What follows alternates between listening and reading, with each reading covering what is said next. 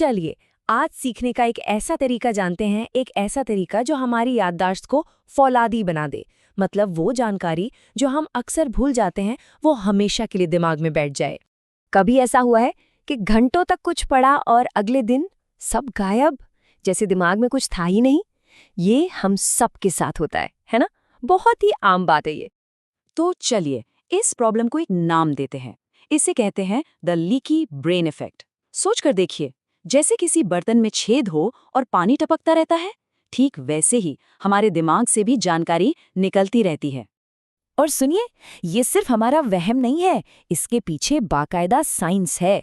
The forgetting curve नाम की एक थियोरी है जो कहती है कि कोई भी नई चीज सीखने के सिर्फ 1 घंटे के अंदर हम उसका 50% हिस्सा भूल जाते हैं। सोचिए जरा, 1 घंटे में आधा सफाचट। तो ठीक है, आप जब प्रॉब्लम पता चल गई है तो इसके सॉल्यूशन पर बात करते हैं। आज हम क्या क्या देखने वाले हैं।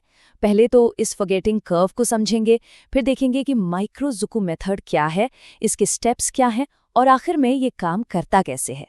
तो सबसे पहले बात करते हैं इस फॉरगेटिंग कर्व की।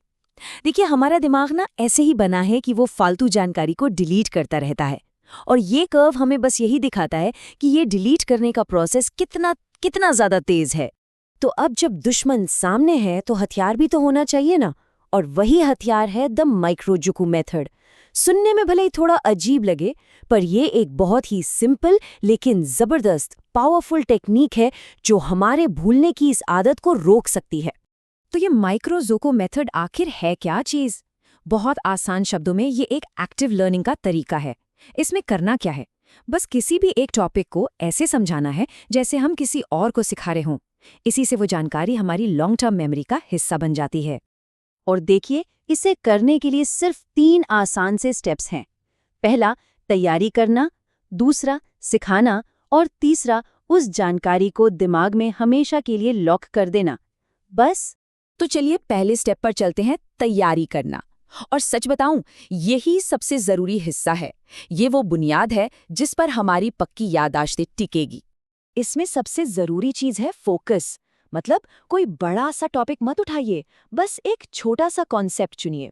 उसे बस 2-3 मिनट के लिए देख लीजिए, और हाँ, फोन वोन सब साइड में रख दीजिए, कोई डिस्टर्बेंस नहीं, और एक टाइमर लगा लीजिए। ओके, तो तैयारी पूरी। अब आते हैं इस मेथड के सबसे मजेदार हिस्से पर, स्टेप 2, सीखने के लिए सिखाना।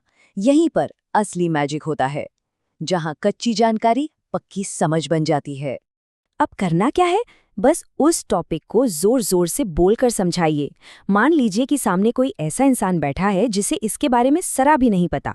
बिल्कुल आसान भाषा में कुछ उदाहरण देकर समझाइए, और बोलते बोलते इस बात पर गौर कीजिए कि कहाँ अटक रहे हैं, कहाँ शब्द नहीं मिल रहे।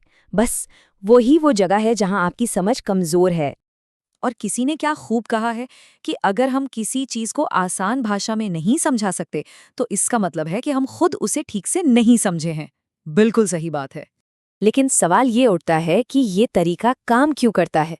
मतलब सिर्फ जोर जोर से बोलने से ऐसा क्या हो जाता है जो सिर्फ पढ़ने से नहीं होता? चलिए इसके पीछे की साइंस को समझते हैं। तो देखिए, फर्क बहुत बड़ा है। जब हम सिर्फ नोट्स पढ़ते हैं या हाइलाइटर चलाते हैं, तो वो है पैसिव लर्निंग। इससे हमें एक झूठा कॉन्फिडेंस मिलता है कि हमें सब याद है। लेकिन ये मेथड एक्टिव रिकॉल पर काम करता है। मतलब दिमाग से जानकारी को खींचकर बाहर निकालना पड़ता है, उसे समझाना पड़ता है। और जब हम ऐसा करते हैं, तभी पता चलता है कि हम असल में कहाँ कमजोर हैं, और यहीं से दिमाग में पक्के कनेक्शंस बनते हैं। तो असली बात यही है, ये मेथड काम ही इसलिए करता है क्योंकि ये हमारे दिमाग को सिर्फ पहचान करने के लिए नहीं, बल्कि जानकारी को दोबारा से बनाने के लिए मजबूर करता है।